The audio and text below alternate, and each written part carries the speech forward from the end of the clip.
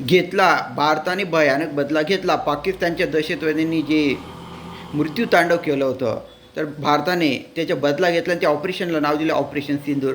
25 मिनिटांचं ऑपरेशन रात्रीच्या वेळेला राबवलं गेलं आणि जे दहशतवाद्यांचे अड्डे आहेत पाकिस्तानमध्ये, जिथे दहशतवाद्यांना प्रशिक्षण दिलं जातं, जिथे त्यांच्या राहण्या खाण्यापिण्याची सर्व व्यवस्था आहे, जिथून योजना आखल्या जातात दहशतवादी हल्ल्यांच्या, तर 9 असे प्रशिक्षण केंद्र उद्ध्वस्त केले भारतीय विमानांनी आणि त्याच्यामध्ये जवळपास 90च्या वर दहशतवादी मारले गेले. एका मोठ्या दहशतवाद्याचे तर कुटुंबाचे 10 सदस्य मारले गेले अशी जी माहिती आहे. राफेल विमान, स्कॅल्प मिसाईल, हॅमर बॉम्ब यांचे वापर करण्यात आला आणि दहशतवाद्यांचे 9 तळ संपूर्णपणे उद्ध्वस्त करण्यात आले.